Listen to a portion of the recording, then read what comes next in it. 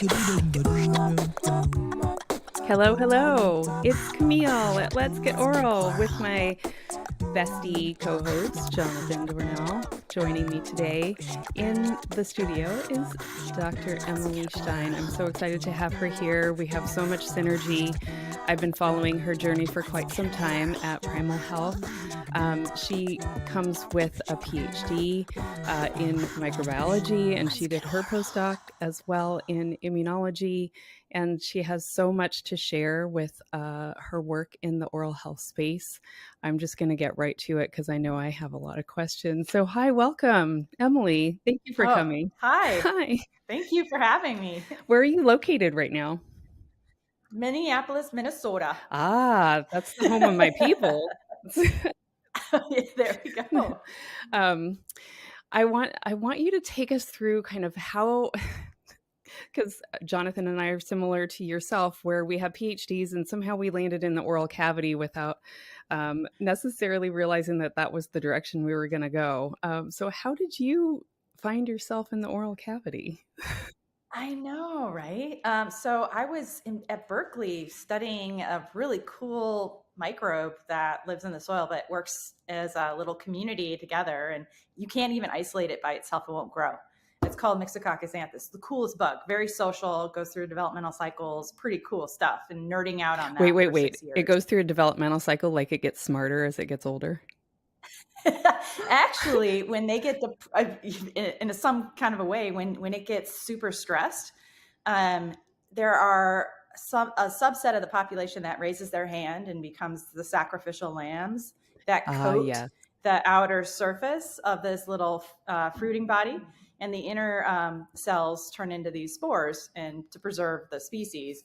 And so I was trying to understand what the signaling was cell to cell and who decides who's going to be the vegetative cell that's going to die. Very cool. Versus who's going to, so cool. Yeah. So I was doing that. And then I really wanted to do something with more application.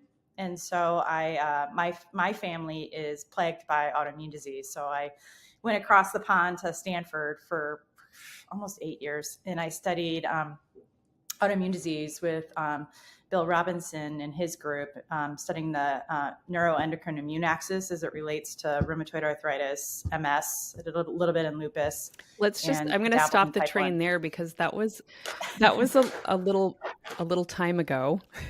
And I would say that it was probably pretty controversial at the time. Can you tell us about being in kind of a controversial space? Yeah. I mean, gosh, we just realized that there was the genetic haplotypes that give rise to risk factors in the HLA, category that gives you a predisposition for autoimmune disease, in particular rheumatoid arthritis, and the the overlay with habits such as smoking. So smoking plus these genetic mutations equals increased risk factors for rheumatoid. And and then the undercurrent below that, there was always this discussion amongst the rheumatologists that usually people that have had 3 or 4 main big courses of antibiotics in their childhood or adolescence or whatnot were at also risk of developing autoimmune diseases. And so we've always known that you need to have a 1-2 punch in order to trigger a first flare, and that a microbial antigen is usually part of that signal. Right. And so that's basically what we were studying. And then, my grandmother, who had RA at the time, she was my bestie, and we would play Scrabble online, because she was in Wisconsin and I was in Palo Alto, and she would beat us all the time. I had to get our lab involved too, and to try and we beat her. But one day she didn't play, and then I got a call from my mom saying that she'd had a stroke. And it turned out when I flew back to Wisconsin, she's okay and whatever, she's in hospice for a while, but she had a tooth pulled the day before and then stroke the next day. And I didn't know the rates. I do now know the rates. They've done all sorts of Medicaid and Medicare retrospective analyses and show that over tens and tens of thousands of claims, there is this 50% increased risk of a heart attack or a stroke after you get a tooth pulled or a dental implant placed. And that risk lasts for 4 weeks. And that risk doesn't normalize back to baseline until 6 months after the procedure. So, Wow. woo, you know? So yeah, so then I started biohacking grandma. That's where it all begins, right? That's how I got in the oral cavity. I feel like there's a song we could adapt to that, huh? Right. Wow. So what was your first impulse in the biohacking angle? Well, you know, first thing luckily I had a swab in my backpack and stuff. So I grabbed her oral microbes because I knew once my uncle told me she'd had a dental, I knew those guys went into her bloodstream and I knew it triggered the clotting cascade. And so, you know, she's already prone to issues anyways through her RA. So she was an at-risk candidate, and I wish they would have done a little bit of a cleanup before they did an extraction to really minimize the risk. And so I just didn't want her to lose any more teeth. That was my goal. And I looked at whatever I could on the that was prescription or over the counter. And I was like, ugh, these things will actually harm her good bacteria. She needs them. And nothing's going to empower them. You know, everything else is quite toxic and would really screw up her soft tissue or activate her trigger, you know, could trigger a flare or anything like that if she took it on a regular basis. So I was just like, I'm going to have to figure that out myself. Wow. So that's what I did. Okay. All right. So in with regard to, you had an understanding at the time about how the beneficial bacteria can protect us and that you didn't want to disrupt that. I would say that currently, this is a lot of pushback is that in the dental space specifically, a lot of oral health providers know that the accumulation in totality is a risk, right? Plaque abundance is a risk factor for disease. And I think we can all say that when you kind of look globally at the issues, that is kind of the main risk factor. However, when we go more nuanced, how do we angle, I mean, I have my own thoughts and opinions, but how do we kind of maintain the beneficial while getting rid of the rest? What is your approach and how have you kind of tackled that issue? Yeah. So basically what we stumbled upon is a selective way to favor certain microbes over others in a biome, and we're doing that through metabolism. And so, in the mouth in particular, because the majority of human beings love our carbohydrates, yes, we tend to accumulate microbes that whether they're pro-inflammatory or beneficial, really can digest carbohydrate quite effectively. Are you talking straight sugar or are you talking more nuanced carbs? All the above. Is there a difference? Both. Okay. Yeah, there is a difference. Yeah, there is a difference. Some of your Maserati type microbes that grow quickly and are very, very, their fuel is high octane sugars. So simpler the better for them. We would think of strep mutans, perhaps. Strep mutans, strep, staphs. And then you have your Hondas and your Toyotas, right? That can work with that aren't going to get over the finish line quickly from a growth perspective, but they can adapt and use a different kind of octane fuel. And so they can feed off of protein or lipids or other kinds of things. And so what we've been finding over time is that, you know, like with my grandmother, her biome was extremely narrow. She didn't have diversity, and it was really a carbohydrate driven ecosystem. And so what we stumbled on was a way to force the microbes into a little bit of a keto diet, and that then reset the population. And so it went from narrow dysbiotic ecosystem to more of a little bit of a rainforest where there's more checks and balances just by forcing a dietary pressure in that ecosystem. So with the different octanes, Well, first, I should say, how are you forcing a keto system? And was your grandma amenable to dietary changes? No, she loved her, she loved her sugar in her coffee every day. Yes. And she loved her white bread and not sourdough. And, very Midwest diet. Okay. Right. So, and it's very starchy. And so, and all of her vegetables were entirely cooked down. Yes. It's like the old school diet. Right. Yeah. And she had a history also. Her mom, I found out, was in dentures in her 20s. Wow. Yeah. So, microbiomes can be Sure. inherited by the maternal. And so obviously she inherited some not so good microbes. And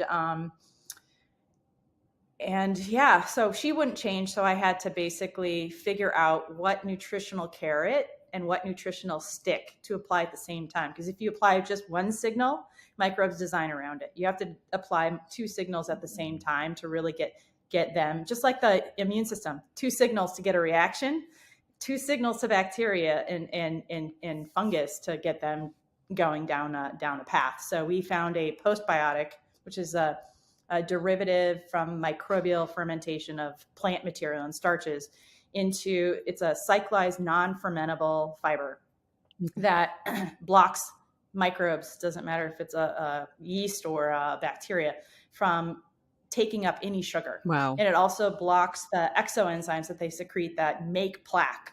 So the dextrinases and things that make those plaque chains or dextrin chains, it blocks them. And then at the same time, we're giving so that's the molecular nutritional stick.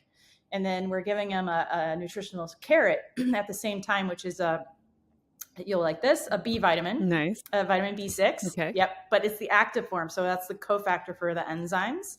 And then we're giving them a little bit of a steak to break down that amino acid L-arginine. So they're chopping that up. At the same time, they're sugar starved. They're making ammonia, nitric oxide, nitrite from that initial L-arginine. And then that's facilitating in time course studies we've done. 24 hours later, there's a lasting keto-like effect on the microbiome, even though they're able to eat sugar again, because you plug them up once they upregulate their transport systems so they can start eating sugar again. That's why you have to hit them throughout the day or periodically, especially at night when you're sleeping. They're active, and just have them go keto. Wow. Okay. Jonathan, do you have any questions before I go further?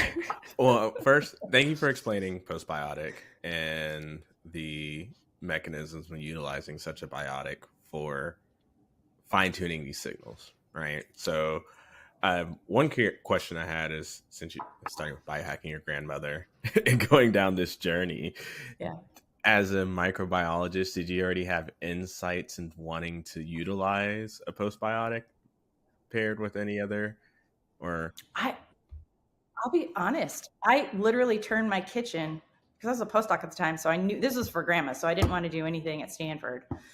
And I literally ordered what I could off of Amazon. I had my friends that were in their startups order pathogens for me. So I had Lactobacillus acidophilus, Strep mutans. I had PG in my fridge. Oh my gosh. Well, I've done that before. So, for sure. Yep. And so you kind of know how to set up a BSL-2 lab, but and then you have to go pick up the pathogens because no one's going to deliver it to your apartment. But I did high throughput screening because I didn't know it was going to help at the time.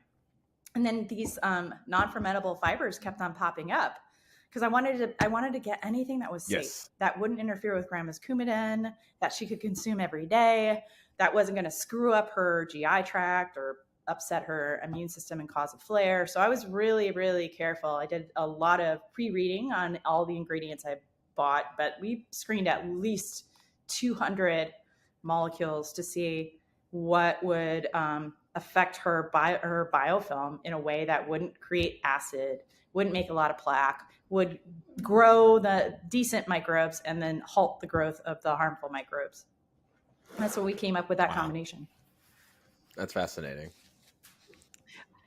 I do have, there's murmurings from some labs about the use of L-arginine in oral care there's like a low bubbling fear of, will that empower some of those periopathogens because of the, yes. Yeah. Yeah. And that's a really good question. So we're using it, and then we're finding that certain microbes like lactobacillus are actually making it, the L-arginine, after a certain period of time in our time course studies in human mouse and animal mouse. And so what I can say with strong evidence clinically is that over time, when you cause the ecosystem of the mouth, the population to shift keto, you just created a heck of a lot of pressure that they wind up outcompeting then the slower growers, which are these anaerobes, right? Which do eat a lot of, they're egg-like glycolytic. So they eat like amino acids, they eat some lipids. They fester and they're anaerobes, so they're way below the gum line. And by having their near neighbors and that subgingival biofilm, are also known as plaque, when their near neighbors are also eating the same diet, and then they're making the nitric oxide and they're increasing the pH in the tissue and making it more aerobic. The harmful microbes, the red complex in particular, those guys are not able to hang. They're getting outcompeted. So by 6 weeks on this microbial diet plan that we're enforcing, you're seeing red complex decrease by 90%. Wow. In these clinicals. Do you think that without kind of that intervention of keto starvation with just a straight L-arginine approach, because there are some in market toothpaste that are mainly L-arginine, would you maintain a fear around potential promotion of periopathogens, or would you think that potentially you're helping the beneficials more? Yeah, well, here's the thing. Remember I mentioned, if you're only giving one signal to the microbes like that L-arginine, you're gonna not see the effect that we're seeing. Yeah. Okay. But because we looked at just single molecule alone influences, and L-arginine alone doesn't do anything. We found in our studies. L-arginine and zinc, maybe? Perhaps. Excellent. So there's hope.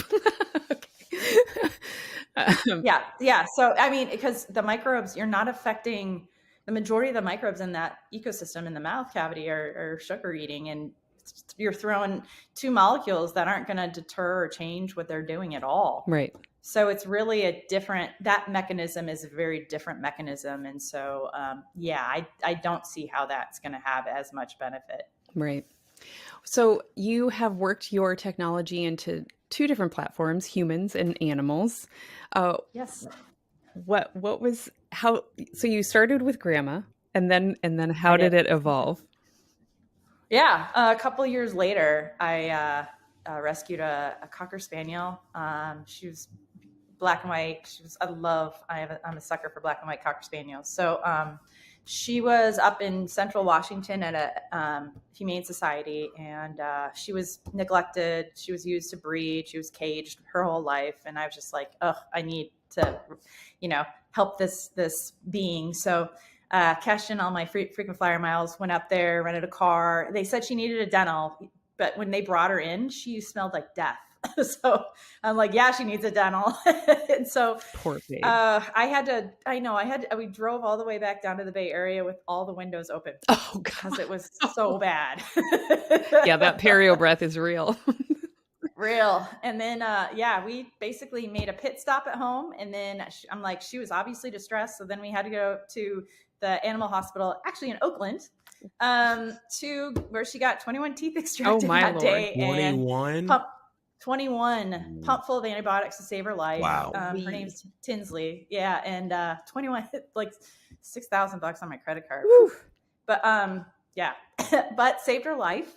And then I started hacking dogs. So, and that led to Teef, which is our brand for animals. And that's now been we did a 300 dog study a year long. We've done stomatitis studies in cats. Wow. Now we're doing a zoo study in multi-species.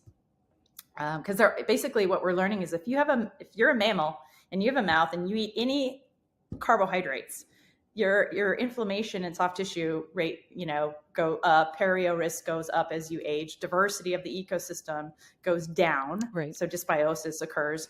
And it's like, okay, well, we know we're sitting on a treatment for the microbiome. So how is it working in seals, sea lions, so snow leopards now and gorillas and orangutans. So, Amazing. And it's working, which is cool. That is so cool. I did notice kind of moving through your technology online that you have kind of two different types of technology. Oh, speaking of our friends, Sorry. It's okay. Speaking of our friend, yeah, Cashew, he wants some more treats.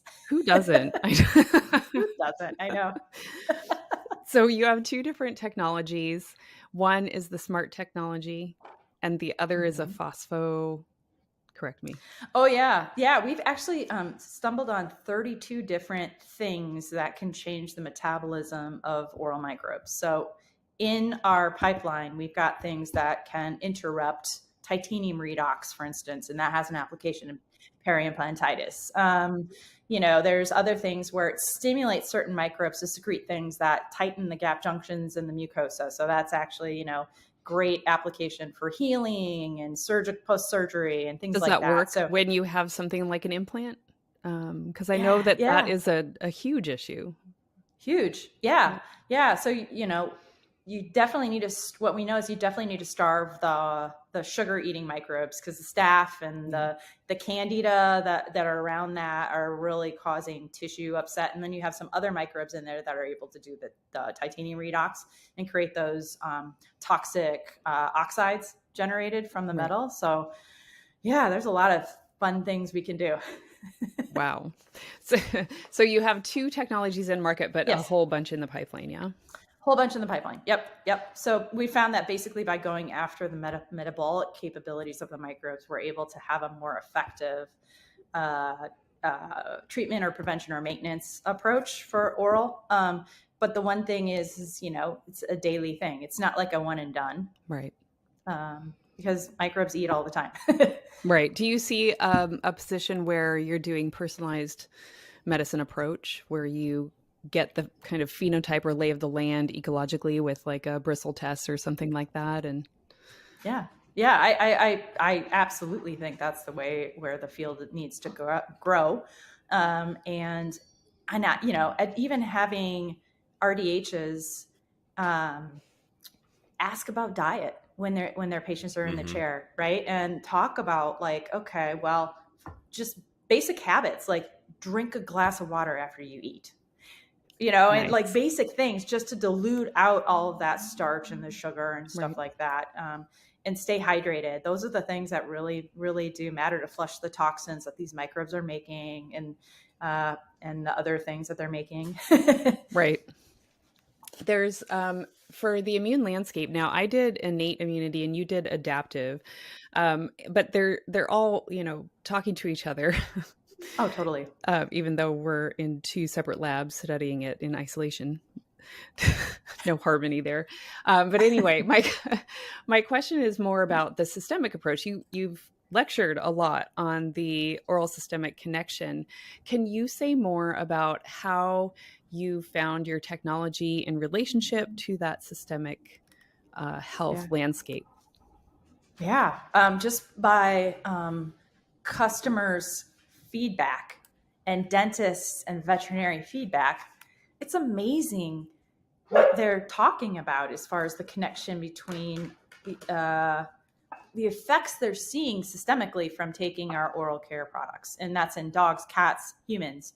There's a case of a female in her 60s. She had, I saw her salivary test. She had high levels of Fusobacterium nucleatum subspecies Anomalies. She had high candida and stuff. She went keto herself. And then she went on our product for 6 months. She lost 50 pounds and her Anomalies went to unmeasurable. Wow. And I bet she was in such a great mood too. Yeah. But it's like those kind of phenomena. Or now we're up to 38 cases for skin and soft tissue infection and refractory MRSA cases because the mouth. Wow. you infect, you touch yourself all the time, right? So and we're finding that the MRSA is more often colonized in the throat and the oral cavity than it is in the nasal cavity. Interesting. And by treating the mouth and the skin at the same time with the same stuff, staph and strep love sugar, boom, whether it's antimicrobial resistant or not, it's still going to eat sugar. So by blocking it, you're creating more, ecological pressure, and it's not going to win if it's sugar starved, because the other guys will just overcrowd over time and rediversify. So, and then we've got women's health that's popped up too. We know that women tend to crave sugar 2 to 3 days before their yeast infection pops up above the clinical threshold for symptoms. We've successfully now helped a lot of women that had recurrent and refractory bacterial vaginosis, yeast infections, and chronic UTI. So in fact, we just enrolled 2 women for clinical case studies over the week. For one is chronic UTI and the other one's got BV. Amazing. That's incredible. So when are you swallow rolling out these microbes? Yes, absolutely. Yeah. And they're not set. Well, do you believe in the blood microbiome? I have to ask. I've always not been surprised. I remember it was a huge controversy, right? Everybody would criticize it. So, you contaminated your PCR, when everybody would pop up PCR positivity. But I mean, what came out recently from a Rockefeller publication in Stanford, my old lab actually, they published that there's a microbial escape that from the mouth in perio patients with rheumatoid arthritis usually precedes a flare and that totally makes sense. So, I don't know. I've always believed that nothing is sterile. Yeah. I mean, it makes sense. Sperm are coated with their own microbiome, and egg is coated with its own microbiome. They merge. Microbes are part of that mix. Yeah. I feel like anytime, like when NASA and Janssen, when they recently received the asteroid sample they collected, yes, and went through all of those efforts to this is the most sterile environment ever. The asteroid sample is contaminated. I was like, okay, like you said, nothing. Nothing. And these microbes are so adaptive and so durable. Yes. The fact that people think that they can throw, a chemical on it and not harm the host, but harm the bacteria is ridiculous. Right. Right. I keep on telling people, we did a Invisalign aligner study in kiddos with orthodontic appliances, and we looked at bleach. So we did a 70% bleach solution for 30 minutes. Yep. That didn't kill all the microbes on the aligner. Oh my goodness. That's how durable biofilms are. But, our sugar starvation got rid of their candida in wow, decent amount of time. So it's like, you got to speak the language that microbes speak, which is food.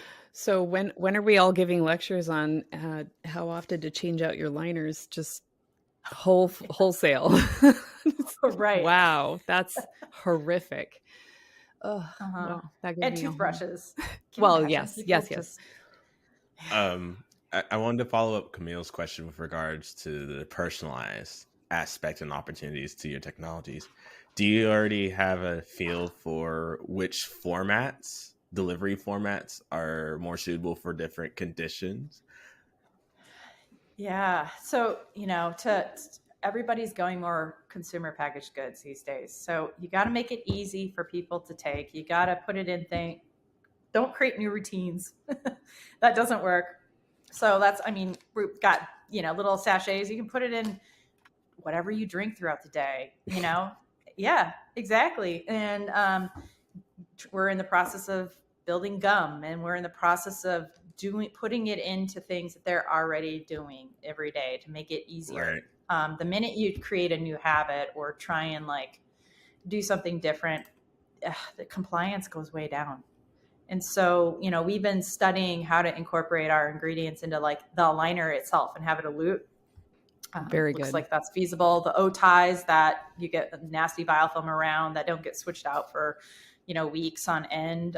We know we can elute that out, so there's things we're doing that, slow development path, but really with the knowledge that the products on the market that are currently used, whether in the clinic or day to day, we've got to figure out ways to get our ingredients in them so that more people get the benefits. There has been some suggestion, and I've not seen this in practice, but just to have the liners be perforated to some degree, like little micro holes so that saliva can still flow. And I don't know what the size would have to be for that to happen, just because mucus and right. But anyway, are you considering that angle as well? Yeah, I like that angle a lot. I mean, because there's antimicrobial peptides in saliva. All these important things are in saliva that you need, and by blocking that and trapping, you're just really, you're doing more, I think, than you realize, because the microbes are in saliva work together in concert for either health or harm. Right, exactly. and by interrupting that, you have to. I love the idea of perforations. Pore sizes need to be bigger than 20 nanometer, to let the microbes in, Right, exactly. And the macro complexes. Exactly. Yeah, I would love to see that just in practice. Are you collaborating with anybody to kind of create new opportunities? Yeah, we've got 3 partners now. They each have their own brands of products in the market, and we're working on putting our active ingredients in their lines of products, in addition to just our stuff too. Yeah. So, because the more the merrier, Yes. it's really it's not about trying to exclusively do something. I don't believe that's good for public health. Agreed. I'm with you there. All in. What do you do in your spare time? What spare time? I know. What do I do in my spare time? I love to take walks with my dog. It's one of my favorite things in the world to see him happy when he finds a stick, or him raise his paw when he points because he sees something. It just makes me so happy. So, it's the little things, right? Yeah. And and hanging out with friends and reading books. Yeah, I think that's the thing that educational value. I still haven't got into any fiction. I just actually started fiction. It's been a long time, but it's in audio form, so it feels like it doesn't count. But at the same time, I don't know about you, but I personally just feel like I chew on the same stuff until I get new input. And so having those moments of kind of relaxation and open-mindedness allows me to get more creative when I come back to work. Just recently looking, so you went after kind of the metabolites of the oral microbiome to kind of control the feeding. I was kind of doing it, but from a host standpoint, as far as what is the food, right? So I was trying to soothe the inflammation and starve out the periopathogens who can utilize those proteinaceous inflammatory cytokines. Which totally makes sense too. Right. So, but again, like the two hit punch is, I think, a huge part of the story. And when we're talking about systemic health, we think of things that maybe aren't solved in the rest of the body, so you can cure or help mitigate the risk in the mouth, but there still could be other things happening that put you at risk for that second hit, if you will. So I'm sure you're familiar with the 2-hit model that Glogauer kind of started.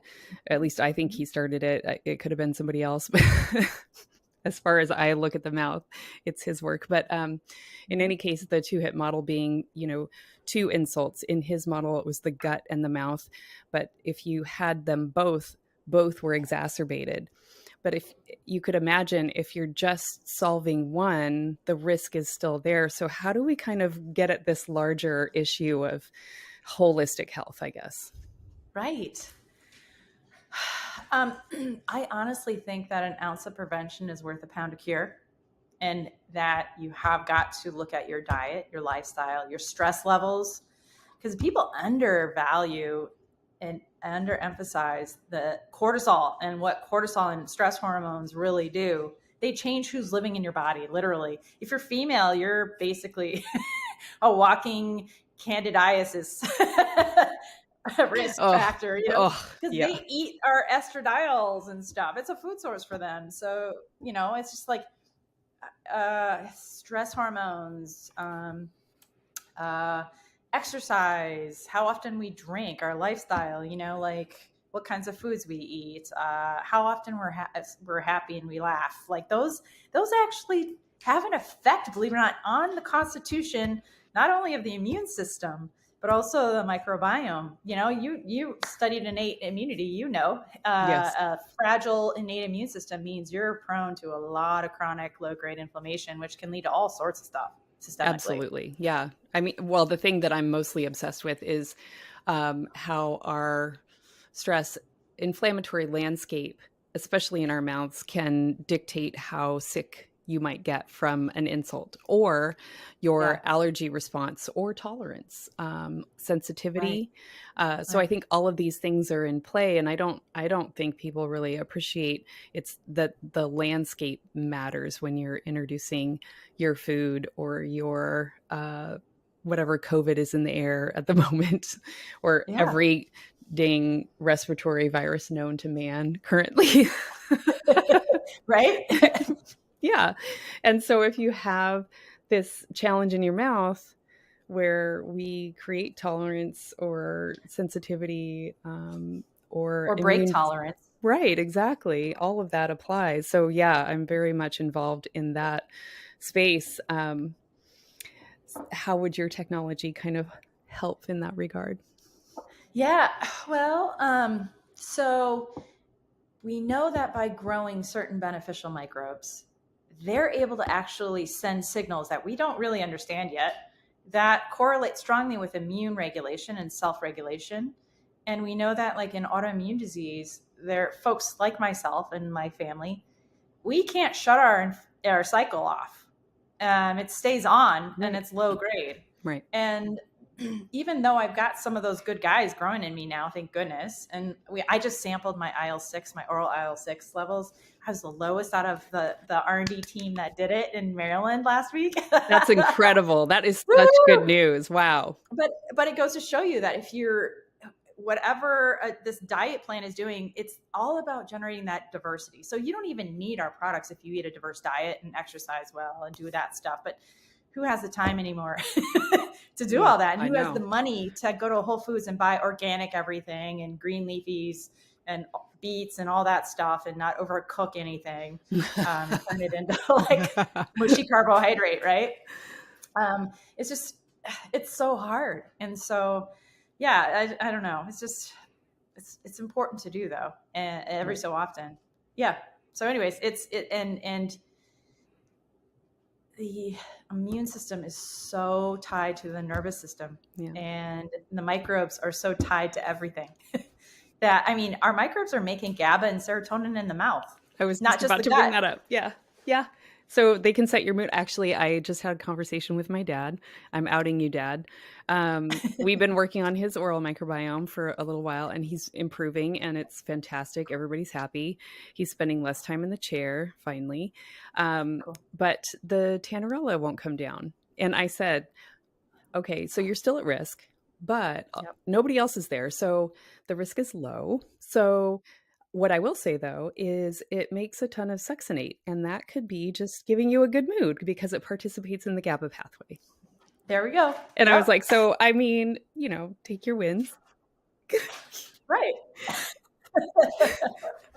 Yeah. And, I get these questions a lot from dentists, like, because my first startup was a diagnostic company. So I know enough to be dangerous about how firmly do you take these test results? Like, what do they mean? And if nothing changes, even though they're doing something different, what does that really mean? And I'm like, well, you only look for it. A test only looks for what it looks for, and it doesn't tell you what it doesn't look for. Yes. And you're trying to infer meaning, and you might be missed. So he might have a really diverse ecosystem now, but he's got one concerning microbe, which might be held in check by others. You don't know, or the immune system. Or, I mean, we don't really look at the periopathogens and think, well, how could they be a beneficial? And I think that that's an important question that we've not solved. So I think in the small numbers, if you're degrading a little bit of the inflammatory cytokines, it's probably helpful. But in a large abundance, it's just feeding forward the issue. So. Right. And this is where I think everything in moderation a little bit goes a long way. And I mean, who isn't these days colonized by methicillin-resistant Staph aureus? For sure. Most of us, right? But we're not suffering from skin and soft tissue infections or lesions of other ilks. And it's all about the balance in the ecosystem and keeping everything in check. And the immune system is playing a significant role in that. Yeah. So when you first started Biohacking Grandma and you knew not to take away the beneficials, what was giving you, what kind of treatments were you considering as you were looking at like chlorhexidine, which is now demonized, or were you? Yeah, that was one of the control molecules. I was looking at acetylpyridinium chloride, chlorhexidine. I even bought, now it's banned. Used to be in toothpaste. Triclosan? Triclosan. Yep. Thank you. It's not banned. It's banned in Europe. Yeah. Yep. So, you know, the really nasties of the nasties as far as the kill factor. And I know enough from rheumatology to know in immune system and immune maintenance is that if you get rid of good guys, because we constantly have to have some TLR-like signaling going on, right, for normal homeostasis. Oh, he is wanting a treat. Gosh, hey, this and this is just a good time for our break. It's treat time. It's treat time. And so, I was looking at what would help the good survive, because when you wipe out, again, you go on these massive antibiotics and things, that increases your risk for having autoimmune disease. And we know by sterilization of animals in labs is not a good thing. No. Right? Their inflammation goes up. And so, I was just always sensitive to the needs of us host animals, and having good microbes growing in us and on us. They make a lot of good things: gut homeostasis, vitamins, minerals. They do a lot for our immune system, gut function, neuronal balance, everything, gut-brain axis. So it's really important. That's one thing that I had been toying with for the whole of my kind of science research in oral health, in that, is it possible that we've kind of created the landscape of autoimmune increases due to our oral care regimen, just because we have been diminishing our diversity and ability to respond in that very important way? Yeah, there's some really good work coming out of Germany showing that repeat exposures to antiseptics in oral care products actually may lead to accelerated mutation rates and increased resistance rates of other oral microbes in users on a daily basis. And so that's a really interesting question. And we do know that the hygiene hypothesis is a right. Thing. It's true. Yes. I think that everybody wants to kind of diminish some of that research because microbes are scary, but it's hard to refute a lot of the evidence at this point. Yeah, we're doing a 600 patient public health study right now, and we're actively looking at antimicrobial resistance markers in the mouths of people from 18 to 80 years old, and knowing what they use on a daily basis as far as their hygiene products. Thank you. Yep. And then seeing if, because we know we can curtail a lot of AMR microbes who love sugar in the mouth. So we're actually really looking at this. That's incredible. I'm so appreciative. I can't tell you how many times I'm, sitting in pharmaceutical landscape and wishing that everybody understood that you think you have a healthy person, but you've never looked in their mouths. You don't know if they actually have Yeah. inflammation, and that can set the tone. So I think that some of our outcomes would improve if we actually had a way to test that more rigorously and simply, not requiring a dentist, for example, and then how to combat it effectively so that we can get that research. And then, yes, what are we using in our mouths, since they are all, to some level, a drug that is a continued exposure. So all of those are important pieces that I still feel very dissatisfied with currently, as we're running through clinical trials every day in every state of the field, and that is a major player. So yeah, I couldn't beat that drum louder if I tried. Anyway, I'm so grateful that you're doing all this work and really impassioned by it. How are you getting funding? Are you doing the grant cycle? Well, I mean, the FDA and the NIH status is questionable, which is really scary right now. So much innovation is fed by grants. So, and that's on pause. So I was just talking with a friend of mine. She's a professor at Johns Hopkins, and she was just like, I don't know, what's going to happen in 6 months. Yeah, exactly. But we're teamed up with a great lab in Baylor School of Medicine, and we're working on a application for orally derived fusobacterium that's correlated strongly with colorectal cancer, endometriosis, and head and neck cancers. And we got some really cool data. So we hope that gets funded through the SBIR, Small Business Arm. And then the 600 patient study was luckily we can afford that, but the Delta Dental Foundation of Minnesota kindly stepped up and did the funding on the because they really do care about population health, which is great. That's amazing. So working with foundations. Okay, so follow up on question on FNUC. Because it's a bridging organism, a lot of people have demonized it, and certainly there are strain variations. But with your assessment on FNUC, could we talk about the beneficials as it relates to the nitric oxide production? Right. Yeah. So I really believe that most commensals like FNUC they're overarchingly neutral. They're not going to hurt, but too much of a good thing is not good. And it can behave differently based on who its nearest neighbor is. The strains that are nucleatum, like animalis, definitely are armed with slightly different genes that can actually really activate fibroblasts and other types of our cells to to change, right? And so that's not good. But I have no problem with FNUC, and it needs to be in people's mouths. It's a foundational aspect of the core oral microbiome. But again, too much of a good thing is not good, and who its nearest neighbors are and what they do, and that crosstalk can be harmful, but most often is neutral or slightly beneficial. Excellent. I'm so glad that you said that, because I've been feeling like some of these oral health tests where we're looking at our microbiome, they're kind of demonizing the FNUC. So like you get everything down and you still have FNUC, and I'm like, I think that's fine. I think that's great. It's absolutely fine. Yeah. In fact, you might see it raise a little bit on our stuff just because it's starting to grow back, because it is sensitive to a lot of these antiseptics.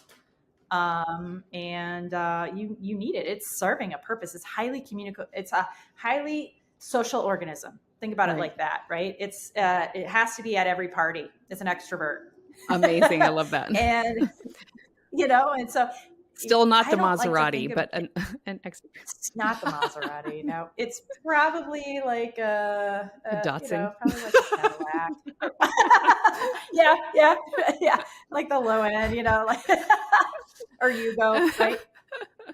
I mean, but it's important. It literally serves a purpose. It's a core foundation of all our infrastructure of a biofilm and its evolution in biofilm development in the mouth and elsewhere. Okay, last question on biofilm development for me, and that is when those pictures came out of Forsyth with those beautiful plumes showing PG in a healthy mouth, what was your first kind of reaction to those? I knew it. That was my first. Yes. Yes. Exactly. Yeah.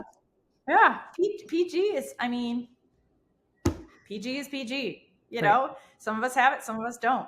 Most do. Yeah. Most do. Low levels. Yeah. Cool. Well, I'm glad we're all on the same page. Jonathan, do you have any more questions? Yeah. Like the transition is something we ask a lot of our guests that come onto the pod. Are there any books or forms of media that you're currently consuming? Podcasts. That you'd like to share with us? I like comedy podcasts. It makes me laugh these days because I need to laugh. You know? Yes. Yes. So I understand. Yeah. And then, you know, just, I mean, I like all the common ones. Like for fun, I listen to Chelsea Handler. She's inappropriate sometimes, and I really enjoy that. So yeah. And then it's just, I tend to read a lot. Recently I've been reading about totalitarianism and autocracies and oligarchies. Just learn about that. And then I'm a history nerd, so Nice. Love history podcasts. What's your favorite one right now? Very nice. It's actually really, really interesting. It's called Betwixt the Sheets. And it's actually about like all sorts of things about stuff you've never learned about, but these people are focusing on, like prostitution in Egypt, or like, you know, the history of the condom, or syphilis, and you know, and cool. I have no problem talking about STDs all day, bring like that, it, right? So right, and so it's just like spans like medieval period and goes way back to Roman and Mesopotamia, and it's just really cool. Very nice. I'm definitely checking that out. Thank you. Check it out. It's a really good one. Yeah, I'll throw into, if you're into the history and whatnot, one called Behind the Bastards. Ooh. That's a good pod that does some historical dives and also some contemporary dives. Cool. I'll check it out. What's happening? So Behind the Bastards. Awesome. Nice. I'm definitely in on this. I'm reading, speaking of history, I'm not a buff and I could be better. So I was gifted this book called The Fourth Turning is Here. And it's talking about the seculums, and the first half of the book was hard for me because I don't have a very strong standing in history, so I had to kind of build the infrastructure to land some of the information. But the premise is basically kind of identifying the life cycle of a society and how it peaks and valleys, and that we're in a sharp valley, obviously. But using those theories in the last half of the book to posit where we're going. And I think that it's really fascinating. It's very present day. I think it was published in 2024. So it has current day politics up through 2023, which gives a very strong kind of idea of where we were going at the time and where we're continuing to go now. Yeah. It's really interesting times. Fascinating. Really Yeah. You know what's funny? Our company just got labeled DEI. Oh my gosh. Well, you know, it'll serve you next time around. Congratulations. I'm like, well, if I'm the CEO and I did all the hiring of myself and others, and I'm called DEI, how does that work? Well, being female. Yes, congratulations. Yeah. I think that's worth something. I want to Google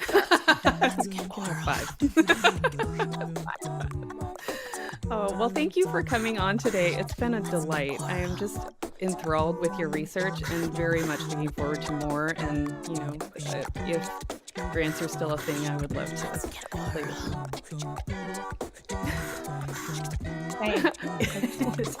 Well, we'll sign off, and let's get oral.